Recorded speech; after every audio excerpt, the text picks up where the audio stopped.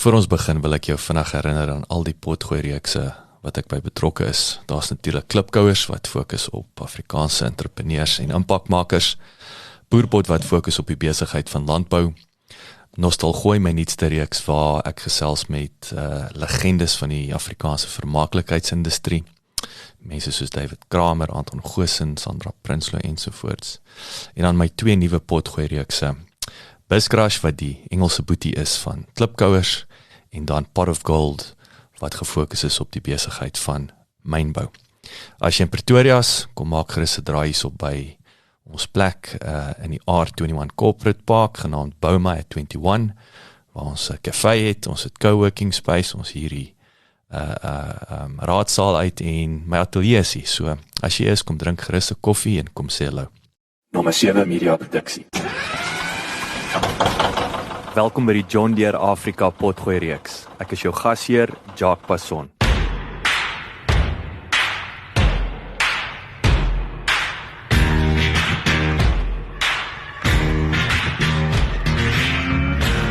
Die Buhle Farmers Academy in Delmas is 'n unieke nie-winsgewende organisasie wat jong opkomende boere prakties oplei om suksesvol en volhoubaar te wees in die landboubedryf. Buhle help hierdie jong landboukundiges as te ware om die gawe van boerdery ten volle te ontdek. Aldus die instansie se vriendelike hoof-uitvoerende beampte, Nyiko Maluleke.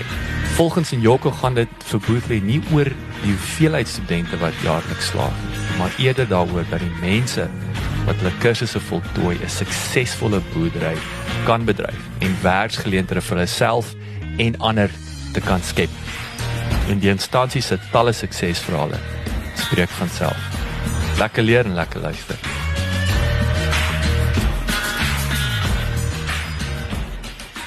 Nyiko, tell us a bit more about the Buhle Training Academy, please. Okay. Buhle Farmers Academy, it's a farmer development center. It was established in the year 2000 with the aim of helping farmers. And one of the reasons for its establishment is that since we came into democracy in 1994, there were some people that got land, farms from government, and most of those farms were collapsing. They were just closing. And when we realized, we found that there's 13 agricultural colleges, and there are also universities offering agriculture. But most of them, they were not focusing on farmers. They are focusing on training people to go and advise farmers, or focusing on agricultural economists, engineers, and people that are having access to this land. Some of them did not have even matric, but they are farming, or they want to farm. So that's where the concept of starting Buhle came into about. This is the place that will focus only on training farmers. So our training is different to other colleges or universities in that we offer practical farmer training. The trainee or the farmer spends too much time being trained in the farm than in the classroom. So we offer hands-on practical farmer training. So our model is learn by doing. That's what we've been doing. Look, and I think when you start talking business, or any type of business or farming in particular, there's only one way to learn, and that's to get your hands dirty. Yes. What was interesting, so you mentioned 13 academies across the country. Does that include... No, they're not academies, but colleges. Colleges, so yeah, that would be these are typically... government colleges. So universities, or was it the old technicons? Yeah, those ones are... they were just colleges for agriculture. I see. So it's those like ones Glen College. And yes, Dompiseleka College. They were focusing mainly on training extension officers. I see. Yeah, I see. so all extension officers, or many extension officers in the Department of Agriculture, they come from those colleges. I see. Then you also have your universities that are having faculties of agriculture and so on. But they'll be focusing on degrees and so on. But we are focusing mainly on skills programs. Yes. Yeah. So 2 questions. So just to touch on that, I mean, you guys, you started 20 years ago. Are you one of the first? And how many of your type are there in the country? Look, we have been here, like I said, for 20 years, but I don't know any other academy that do what we are doing. If we are accredited with AgriSeta. AgriSeta, oftewel die landbouopvoeding en opleidingsgesag, in samewerking met ander rolspelers in die landboubedryf, skep en bevorder geleenthede vir sosiale, ekonomiese en werksverskaffingsgroei in die landbousektor. Asook kwaliteit en toeganklike opvoeding, opleiding en ontwikkeling in sowel primêre as sekondêre landbou. Die omvang van AgriSeta se dienste strek van insetdienste aan die plaas tot boerebedrywighede en eerste vlak verwerking op die plaas. Ingevolge die wet op vaardigheidsontwikkeling is die instansie verantwoordelik vir die ontwikkeling van vaardighede in die landbou, werkersmag, werkend en werkloos. Ten einde kwaliteitlewering van opvoeding en opleiding te verseker, is AgriSeta ook verantwoordelik daarvoor om sektor-spesifieke opleidingsinstansies te akkrediteer. And if you check on AgriSeta website, there are over 300 training providers, just like we are part of that. Yes. But I don't know one that is more like us, because even the trainees that come to us, they come from different provinces. People live all the way from Cape Town or Eastern Cape or Kimberley to come for training with us. So by that, we also suspect that maybe, there are no other Buhles out there, because they will be going there. Yeah, but they decide to come all the way. And, sometimes we even get international students that are coming from other countries just to come for what we are doing. So let's talk about the students. I mean, we mentioned before, I saw in your prospectus, or I think it was your financials of 2018, you had a breakdown of the students, and it was interesting to see that 40% were women. Yes. So give us a snapshot, and tell us a bit more about these women farmers. What do they look like? Where they come from, and all the rest. Yeah. No, you'll understand traditionally, in African tradition, it was mainly women that were plowing the fields. Men will go and work other things. Then women have been in agriculture for so many years. But the number of women that we have is usually less than the men. And some of the reason is that women have they are more closer to their families, more closer to their children. So for a lady to leave her children at home for 3 months to come and attend a course and go back, that is very difficult. So we tend to see a lot of women attending our short courses, the ones for 1 week or 2 weeks. We've got a lot of them in that field that they're doing. But we are happy that at least the number is not as bad as, what the situation look out there. And we have also the youth. We are happy that we've got more youth, because there's this belief that, it's only old people that goes into agriculture. This is not attractive. But we tend to understand that youth will not be attracted to poverty. Youth will not be attracted to something that they are still young. They envy to have good things, good life. So if they don't see successful farmers, they will not be attracted into that. So you look in many rural areas, there are very few commercial farmers. All they see their parents going, taking handholds, going to the farm, that hard labor. Youth don't want that. But if they get exposed, they go to commercial farms, they're able to see financials, that you can make millions, you can do these things, then they start to have that attraction. And over the years, our average is about 65% of the students that we have being youth. Yeah.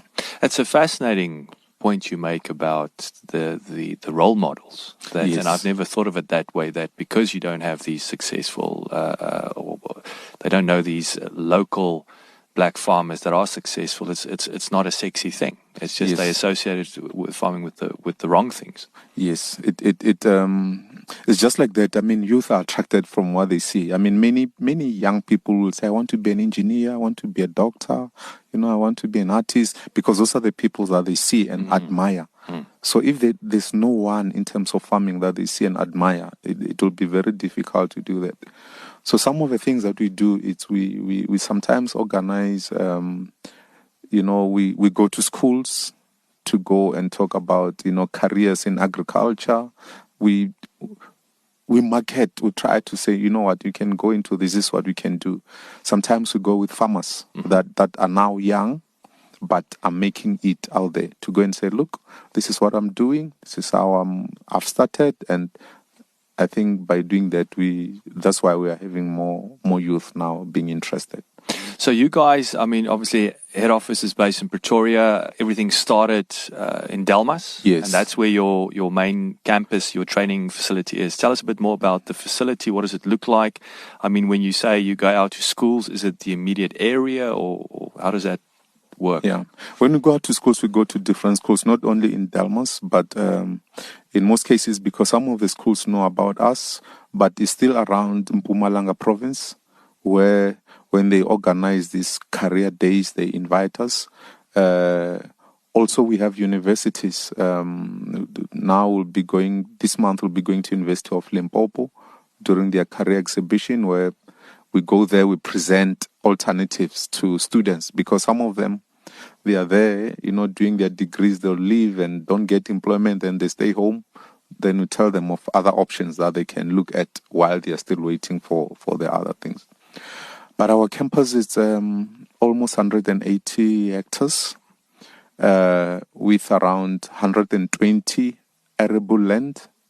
Then we've got a student accommodation that can take up to 100 students at a time, and some classrooms. So our classes are we work on the number of 25. So we've got 4 classrooms, so we can take 100 students. Then they can also fit into the accommodation. But because we do practical farmer training, and we believe that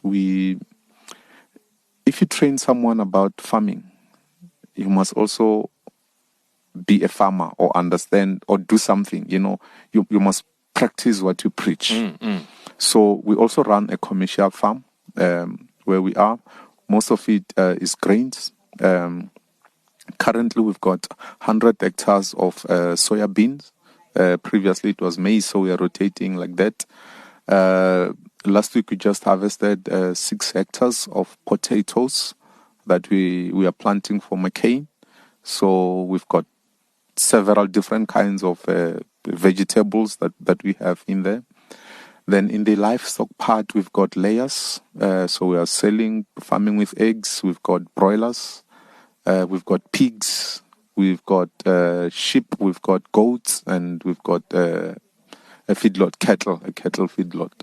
So there are those enterprises that we are doing there.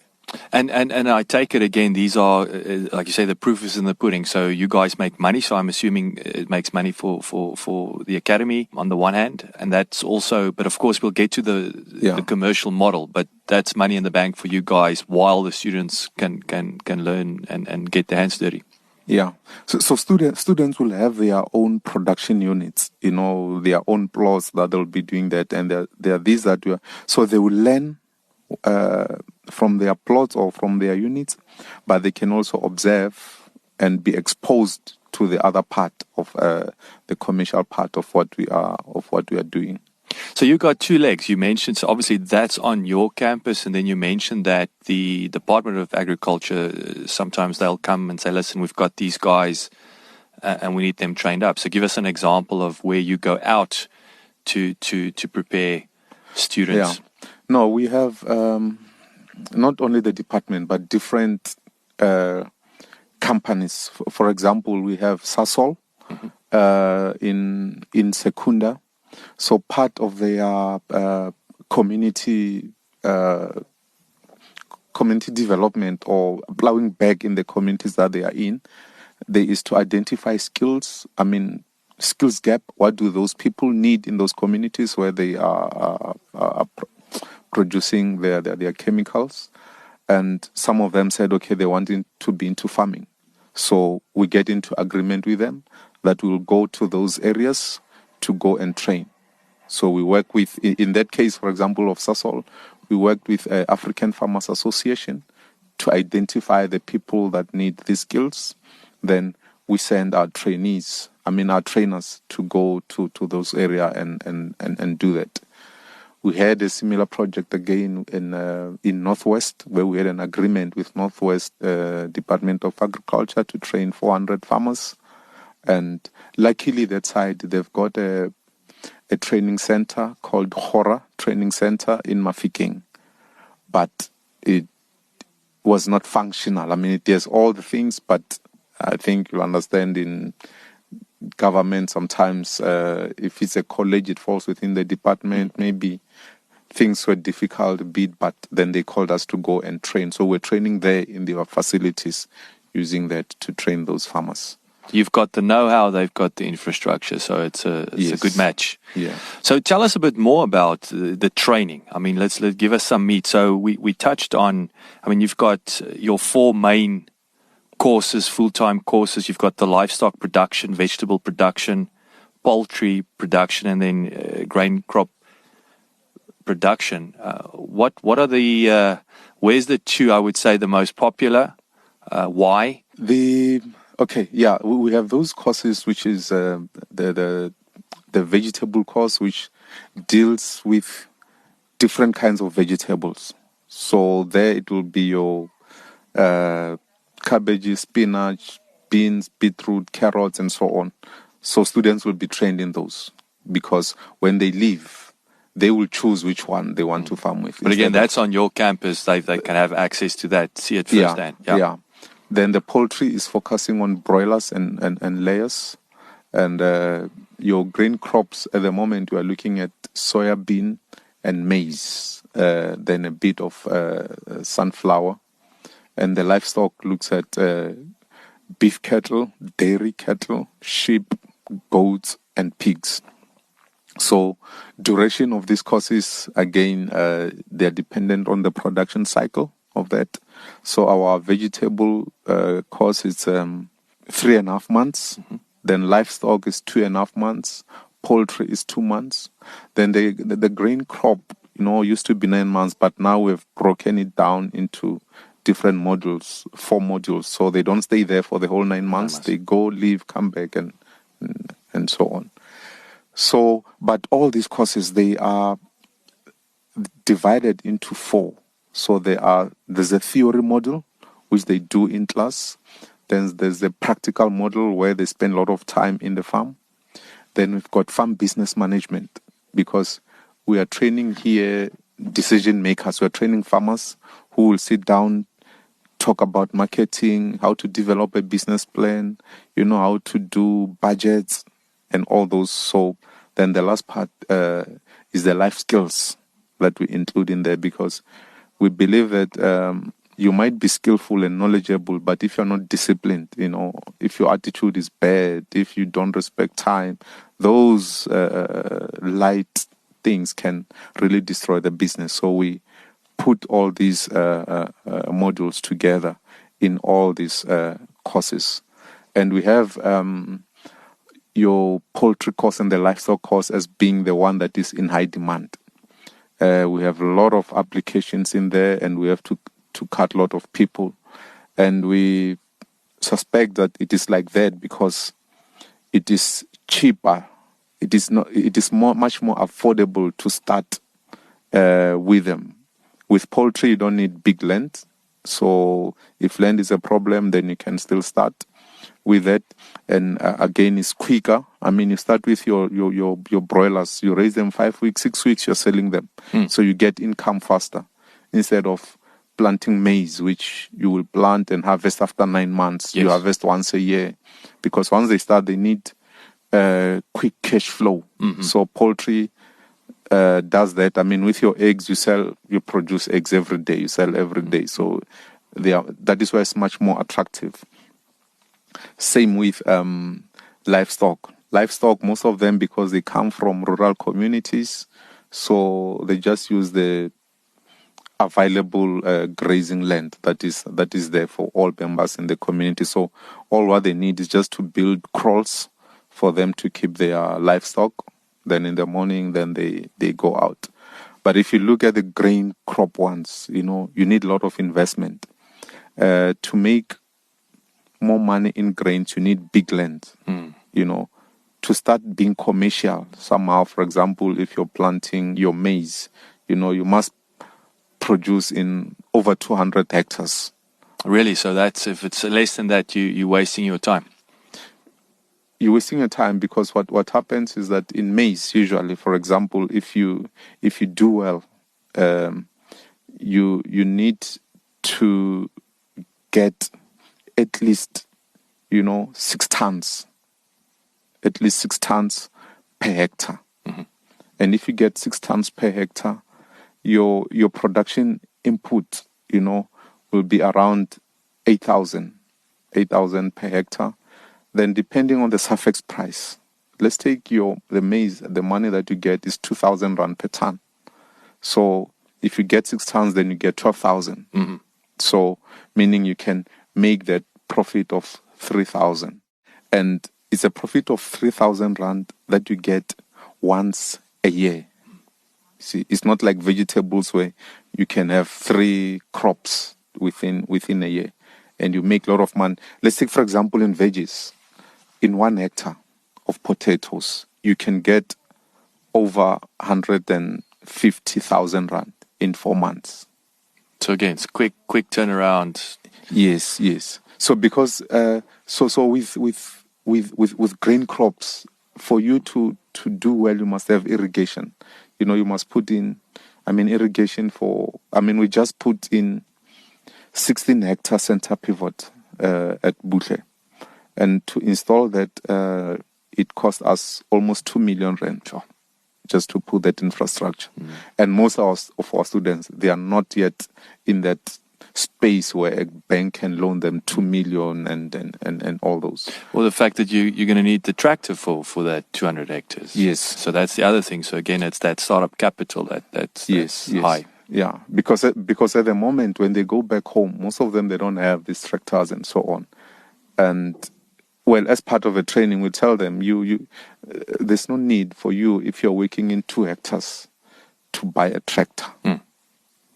It will be a good investment, but you won't be benefit. You won't be getting anything unless if you buy a tractor for your farm, but you also rent it out, to other farmers. Yes, now you start another business of doing that, so that you can look at that. But most of them now, they just hire mechanization if they need anything in their farms. So an important thing, you were talking about the students stay for that production process. So again, it was fascinating that they literally go through each step from starting to where the money hits the bank account. Yeah. It's as an example, with your poultry cost, with broilers, in the first 2 weeks, you have to see your broilers every 2 hours, day and night. So we can't train you in poultry production if you don't stay there, because you should be. Every 2 hours, day and night. It's you have to be there to understand that. And what we do is, during the training, we do have farm workers in the farm, but we don't allow our farm workers to go and help the students. The students must experience everything by themselves. So they make the mistakes. I guess, and that's where you really start learning, right? Yeah. It happened some years back. Some students, a certain student came.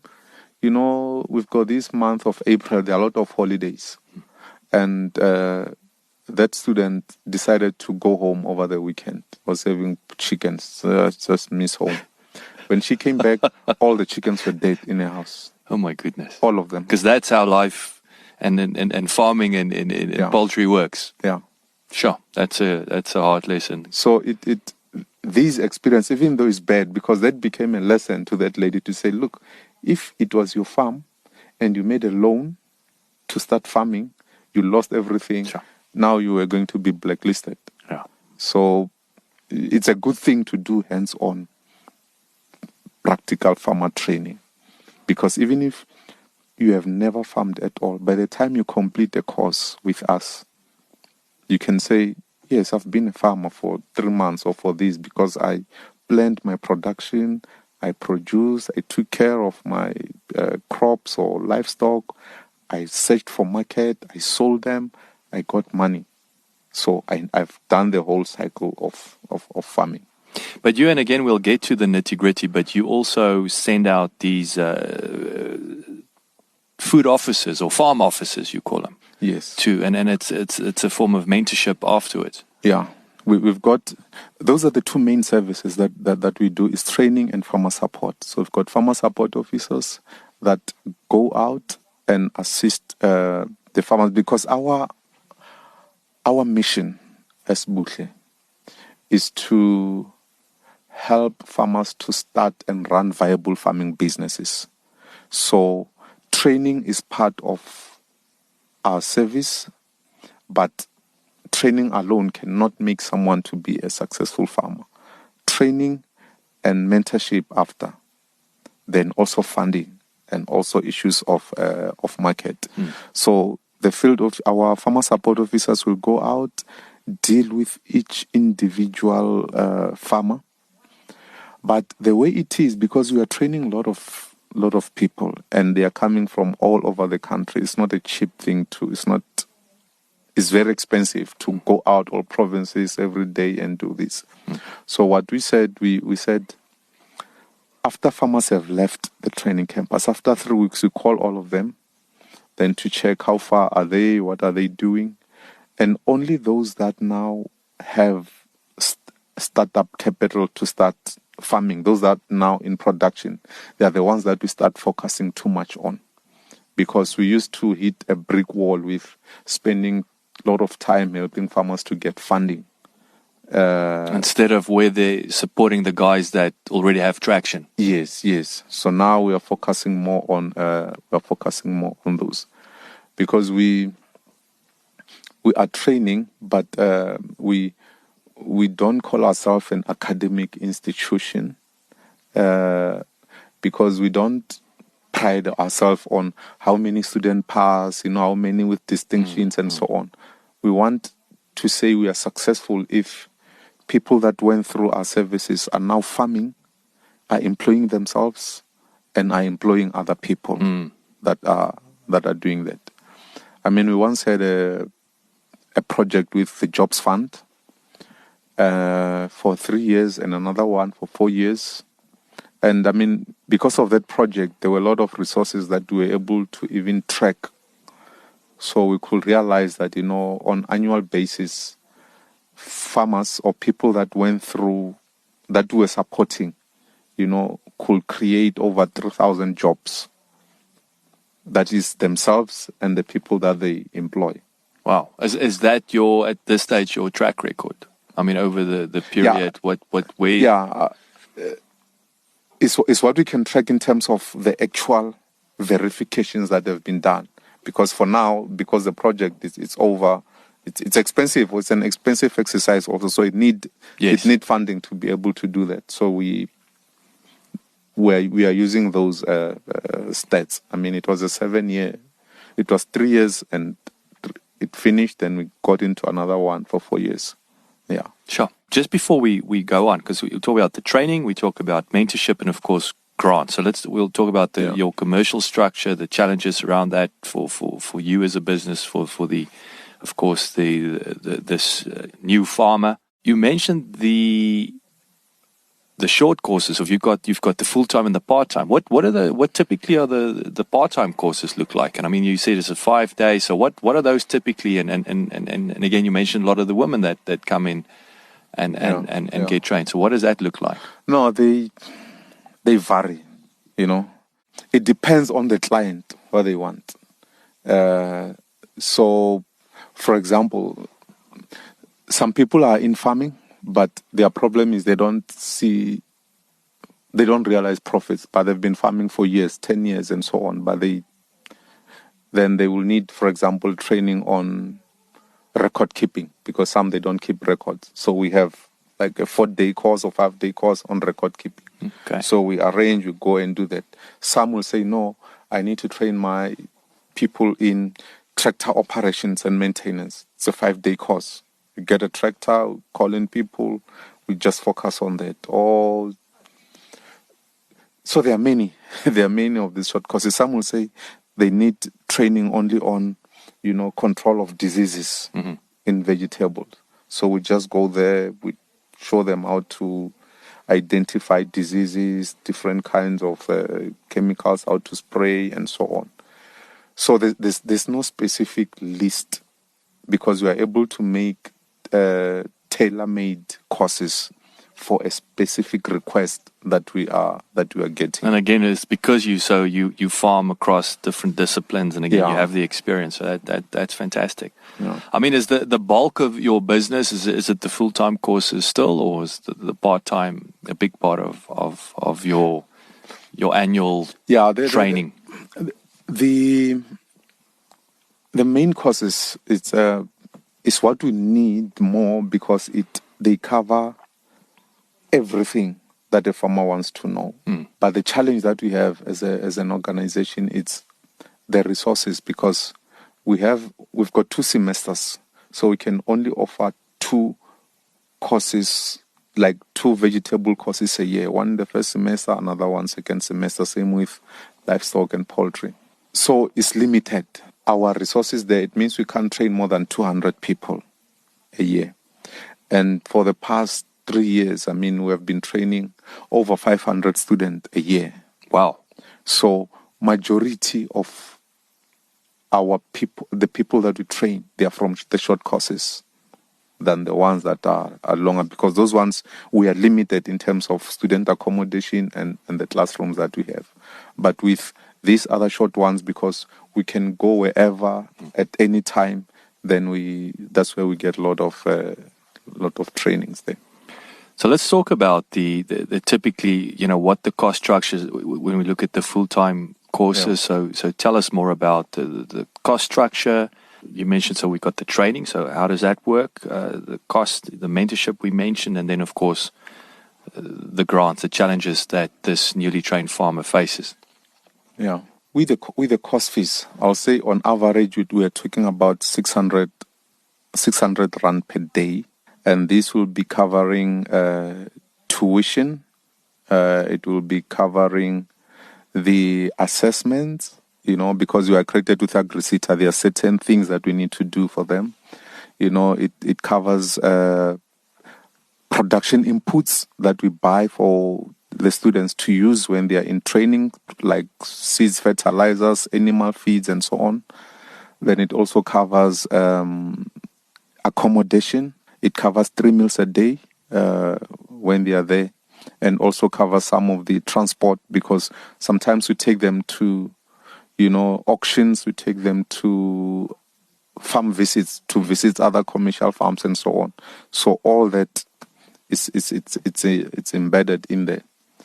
So on average, let me say around 30 to 35,000 rand. That's what farmers are expected to pay. I mean, that's what it costs us. But unfortunately, many of our students, they can't afford that. So we say they pay commitment fee of 10%, and the rest we have to fundraise as the organization to be able to subsidize them. So as an NPO, we do a lot of fundraising to be able to do this. And I will say for many years we started at 100% donor funding that we needed. But in the last years, we are almost 65% donor funded. The rest is the other income that we generate ourselves in the farm and the cost fees and so on. That's fantastic. I mean, I would say it's best practice in the world that you have NPOs that it's almost a challenge to see how they can increase their own budget that they generate from their own businesses versus grants and because I think we learned, like in 2008 when we started having recession, in the world. If companies are funding certain organizations, they cut the funding and try to concentrate on their own activities. So then we realize that, if we still rely too much on donor funding, if this donor stops, it means even our organization will collapse. So in terms of sustainability, then we looked at different modes of raising funds. So one was own income generation to be able to sustain the organization. I like that. That's fantastic. So now you've trained it, and also what you mentioned or emphasized is the fact that the student, the farmer, trainee needs to pay 10% because again it's free. People place no value against free. No, it's we call it commitment fee. Like it's not like student fee, but it's more of commitment fee. To show that you're committed into this, you have to put in something. Because when you're going in, they must understand, if they go into a farming business, it is a business. And in a business, you need to invest. There's no business which you can run without investing anything into it. So it's just to build up that mindset in them to say, okay, I understand now, I was just like this, now I'm going into business. This is my first investment. I'm putting 3,500 as my investment for future. The information that I'll get in here will help me run my business when I'm back home. Yeah. So now student is ready to rock and roll. They've gone through your two and a half months of training. What happens now? Now they go back. What does that picture look like? What are the challenges, opportunities? They go back home, then to their land, then because they come to us at different stages. Some of them have already started farming, but they are failing. So they want to come and get skills to do better. So those ones will go back and then start rectifying mistakes that they had. So maybe if it's livestock and they've got land, starting to demarcating their land into camps or changing the breeding stock and doing all those. If it's vegetables, start looking at preparing the land and just do the business. Then some that come with just no knowledge on farming. They've never done that. They've just got access to land. When they go back now, first thing is to then start look for funding. Must look for funding because they need those. One thing that we help them with is to register their businesses. I mean, with SIPs, so that they go out with, and we encourage them to do PTYs because this will be their private money-making businesses. So we make sure they get all that support. So it will depend on each and every individual farmer. They're at different stages of having resources and so on. So it's not generic, but we encourage them to start farming. And these guys, I mean, again, the big challenge is banks. I mean, they want security. They give you a loan, and you mentioned again a lot of these guys they've got access to the chief's land, but it's not their land. So what does that mean? What are the challenges there? And I know you guys are working on ways to overcome the fact that this talented young farmer doesn't have access to his own land. Yeah, look, we did a research in 2019, and in that, we identify that almost 84% of the 50 farmers that were visited, they started their businesses with their own savings, with their own money, and that shows you that they are far away from what the banks need, and to bridge that gap, as an organization or as Buhle, we then had discussions with different funding institutions. And one of those institutions was Land Bank, IDC, Nedbank. And we came to an agreement that let's have the whole package of farmer development, which is training, mentoring them, and giving them startup funding. Then after giving them, we still continue to mentor them, for 3 years, for them to be able to reach a stage where they are fundable. Because to be fundable, some of the things that many banks need, or all institutions that are governed by the National Credit Regulation, they'll say they need, audited financial statements, they need 3 months bank statements, a business that is registered, proof of market of what you're supplying. Then we assist them with that. Then at the end, we believe those people will start now to be looked at by the banks. But that is one of the biggest challenge of farming in rural communities or in chief's land, is that your land is not recognized by farming institution because you don't have that. They usually banks look at title deeds, and those ones, they just get letters. They are called them PTOs, permission to occupy. Regdeur Suid-Afrika is daar steeds eiendomme, soms groot eiendomme wat aanspraak op gemaak word deur toestemming om te bewoon regte, of in Engels is dit permission to occupy rights, of die PTO. 'n Mens kom normaalweg hierdie tipe regte teë in die eertydse landelike gebiede, insluitende wat deesdae vir kommersiële of industriële doeleindes aangewend word. Die sogenaamde PTO kan gedefinieer word as 'n gebruiker se reg van 'n persoonlike aard wat die gebruik of bewoning van 'n landelike onopgemete stuk grond toelaat. Hoewel dit geregistreer kan word in verskeie staatsdepartemente, kan PTO's egter nie geregistreer word in die aktekantoor nie, en derhalwe dra dit nie eienaarskap van die grond oor na die bewoner toe nie. You mentioned earlier, so I want to talk about John Deere, for example, where they got involved. Again, that's a nice little case study. Yeah. What happened there? Before, after, during and after. Yeah, with John Deere, we had different kind of partnership over the years. Initially, because you are there in Delmas, and they also have is it a shop, a plant, or what, in Delmas? So what they used to do, they used to make, before they sell their products, like the plows and so on, they need to test them. The tractors, they need to test them and so on.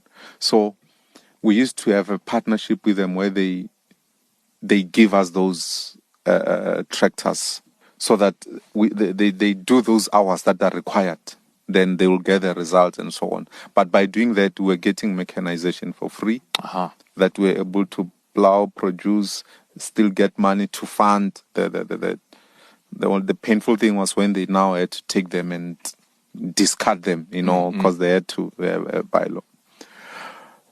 But then another thing, like there were also some funding that we got to assist farmers in training, donor funding. And we had one case study of a young lady called Lerato. Lerato came to us to be trained. We trained her in crop production, poultry, and also in livestock. And she was in a 4-hectare plot. Then she got bigger land, almost just over 100 hectares of land that she got. And now she wanted to grow big. She was planting soybeans and so on. She did well that she then even bought the next door farm that was there. And now the land was even bigger. So she was doing these grain crops. Now she's got livestock also, with Nguni cattle. She's got goats. Then John Deere came in and supported us to mentor her. Then they looked at the land. They looked at what size of tractor will be needed for whatever that she's doing. And the tractor was then donated to her, John Deere Tech tractor. I think she paid certain amount, but it was more of a donation, and the skills and the guidance, because she just got a tractor. If you never had a tractor, to get a tractor, you still need someone to show you how it works, to mentor you, to show you when is it serviced and so on. And John Deere was doing that. She's still having the tractor, and the interesting thing is that in 2018, 18, she won the best female young farmer of the year for the whole Gauteng province. It's fantastic. Yeah.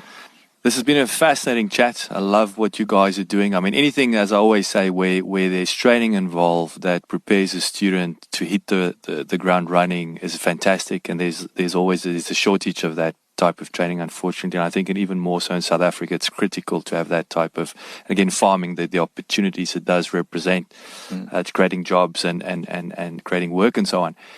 Give us another, as a last story, another case study. I saw you've got 2 case studies there in your financial report. I mean, some fantastic stories. So what's another success story that you can share of one of your previous students? Yeah, we have. I don't remember the stories on the financial report, but I think we've got lots of them, because what we usually do again is that we've got 2 graduations a year. So in every graduation, there's an award. We call it Star of Buhle Award that we give to students. So all the years we do that. There we look at a farmer who attended our course, went out, is now producing, is now selling, is now employing over 10 people and running the business. So if I can just take one farmer maybe here in Gauteng, we've got a guy called Becky.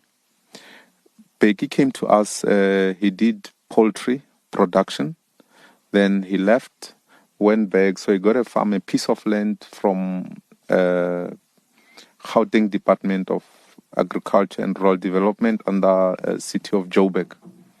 So he was producing, he started with 1,000 beds, 1,000 broilers, and he expanded now to 3,000 broilers.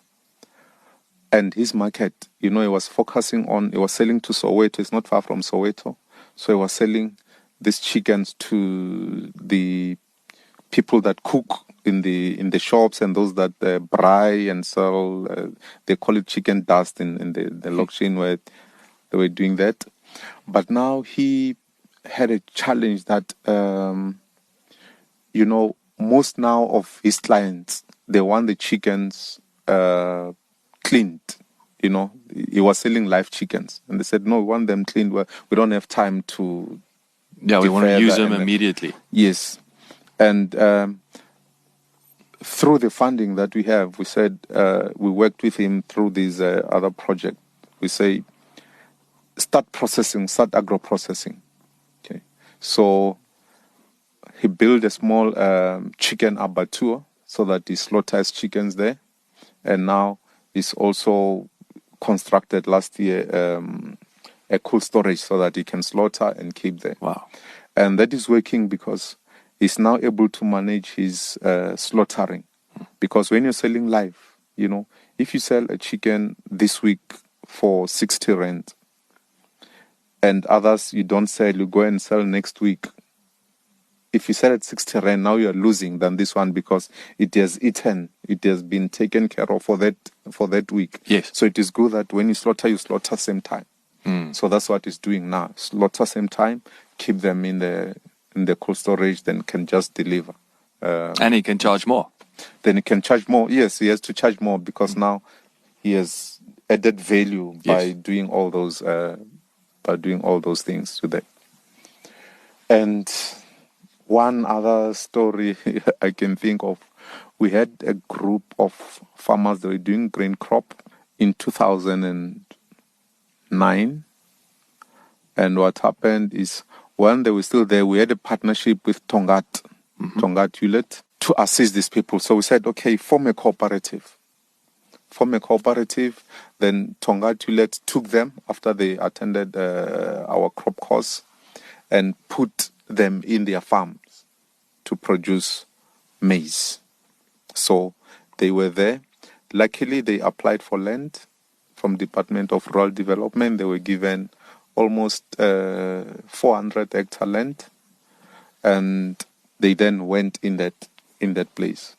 They started small, but at the moment now they are farming the whole 400 hectares. But they started now getting, when you're a group, is good, but now you start wanting to be your own. So most of them now went on to buy farms separately.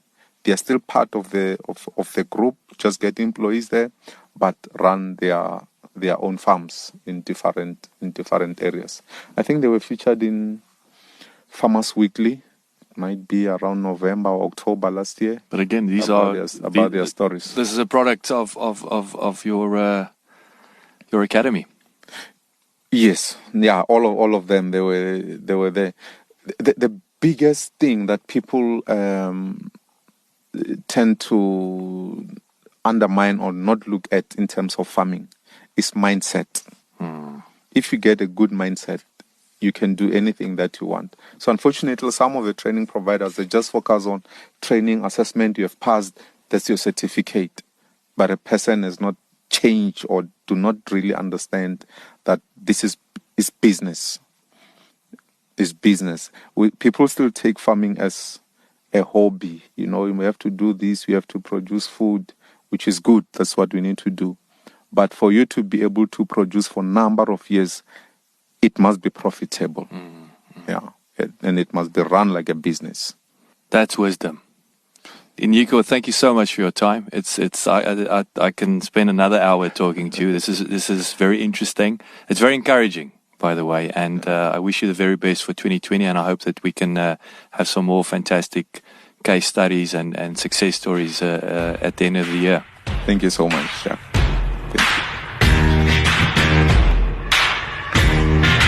Baie dankie dat jy geluister het. Onthou, jy kan die John Deere podcast reeks kry op Apple Podcasts of Google Podcasts, Spotify of SoundCloud. As jy gehou het van hierdie episode en die reeks, asseblief deel dit met jou vriende en familie en ons sien uit om altyd van jou te hoor. So enige terugvoer sal ons opreg waardeer. Laat die wiele rol.